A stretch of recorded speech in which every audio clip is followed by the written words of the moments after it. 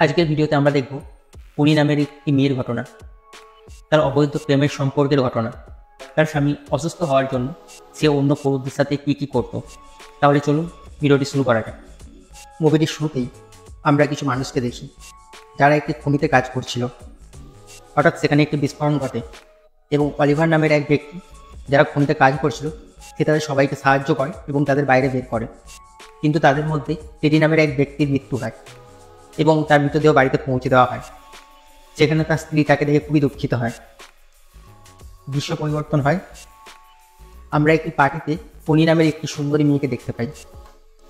সেখানে একটি লোক আছে যার নাম ক্রিপাত, যিনি অত্যন্ত ধনী।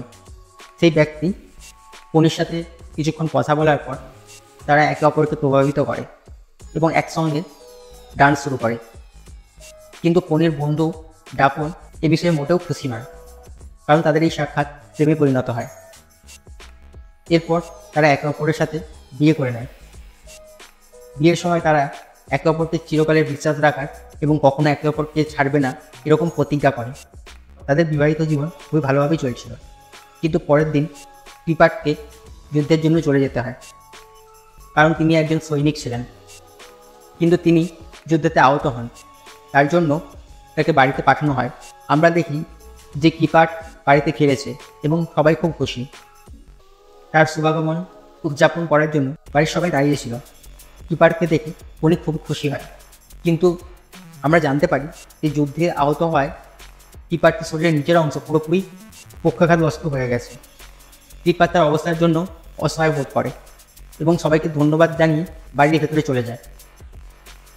উনি যদিও ক্রিপাটকে দেখে খুশি ছিলেন, কিন্তু ভেতরে ভেতরে তিনি খুবই দুঃখিত ছিলেন। তাদের সুখময় জীবনেও এমন একটা মোড় আসবে এটা উনি কখনোই ভাবেন না। এই দুঃখের কারণে ক্রিপাট আত্মহত্যার চেষ্টা করে, কিন্তু উনি তাকে ধরে ফেলে। তাকে আশ্বাস দেয় যে সে তার সাথে সবসময় থাকবে। অন্যদিকে আমরা অলিভারকে দেখতে পাই। সে তার প্রেমিকাকে একটি চিঠি লিখছিলেন। তাতে লেখা ছিল যে এবার সে কোনো খনিতে কাজ করছে না, বরং সে এক যুদ্ধের অংশ নিয়েছে। কিছুদিন পর ছুটি নিয়ে বাড়ি ফিরে আসার পর অলিভার তার প্রেমিকাকে অন্য একজন ব্যক্তির সাথে দেখে এবং তাকে না জানিয়ে সেখান থেকে চলে যায়। তারপর অলিভার ক্রিপাটের কাছে কাজের জন্য যায়। তখন সে জানতে পারে অলিভারও সেই যুদ্ধের অংশ ছিল। ক্রিপাট তাকে প্রশংসা করে এবং অলিভারকে তার পাখিগুলোর যত্ন নেওয়ার দায়িত্ব দেয়। একদিন পনি অলিভারের কাছে যায়। সে জঙ্গলের একটি কটেজে বিশ্রাম নিচ্ছিল এবং পাখিগুলোর যত্ন নিচ্ছিল। সেখানে প্রথমবারের মতো পনি অলিভারকে দেখে এবং তাকে দেখে তার প্রেমে পড়ে যায়। ফিরে আসার সময় পনি অলিভারকে ইশারা করে, কিন্তু অলিভার তার ইশারা বুঝতে পারে না। পরদিন পনি অলিভারের কাছে গিয়ে তাকে জানায় সে কটেজের চাবি চাইছে, কিন্তু পনি নিজেই চাবি দিতে তার কাছে চলে যায়। কিন্তু অলিভার তার সাথে ঠিকভাবে কথা বলে না এবং তাকে বলে তাকে এই কষ্ট নেওয়ার কোনো প্রয়োজন ছিল না। পনি অলিভারের এই আচরণে বিরক্ত হয়ে যায় এবং সেখান থেকে চলে যায়। পরের দিন অলিভার পনিকে একটি চিঠি লেখে তার খারাপ ব্যবহার করার জন্য। পরের দিন পনি আবার অলিভারের কাছে যায়। সেখানে অলিভার তার শার্ট খুলে কাজ করছিল। পনি তার শরীর দেখে নিজেকে সংবরণ করতে পারে না এবং অলিভারের কাছে চলে যায়। তবে অলিভার তার সম্মান রেখেছিল এবং শার্টটি পরে নেয়। পনি বলে যে তার এই স্থানটি খুবই পছন্দ হয়েছে এবং সে প্রতিদিন পেন্টিং করতে এখানে আসবে। অলিভার বলে যে সে এই জায়গাটি পরিষ্কার করে দেবে এবং অন্য কোথাও চলে যাবে। পনি তখন তাকে জিজ্ঞেস করে সে কেন তার থেকে দূরে সরে যাচ্ছে। পনি অলিভারের ওপর রাগ করে চলে যায়, কিন্তু তারপরে বৃষ্টি শুরু হয়। তখন পনি অলিভারের কটেজে চলে আসে এবং সেখানে তারা একসাথে সময় কাটাতে শুরু করে। অলিভার অনুভব করে পনি তাকে ভালোবাসে। তারপর পনি বাড়ি চলে যায়। ক্রিপাটের বাড়িতে একটি পার্টি চলছিল এবং সেখানে ডাকনও উপস্থিত ছিল।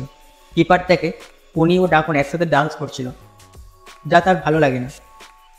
পরের দিন ক্রিপাট পনিকে বলে যে তাদের একটি বাচ্চা নেওয়া খুবই দরকার। ক্রিপাট মনে করে যে পনি এই জন্যই ডাকনের সাথে ঘনিষ্ঠ হচ্ছিল।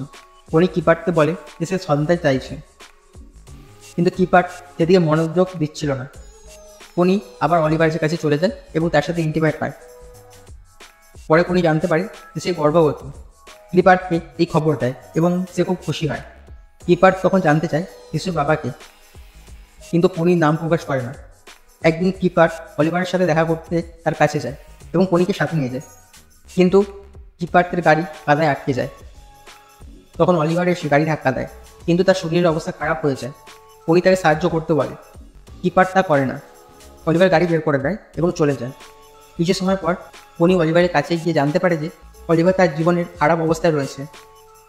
পনি বৃষ্টির মধ্যে দ্রুত অলিভারের ঘরে চলে যায় এবং সেখানে তারা একসাথে থাকে এবং তাদের সম্পর্ক গভীর হয়ে ওঠে।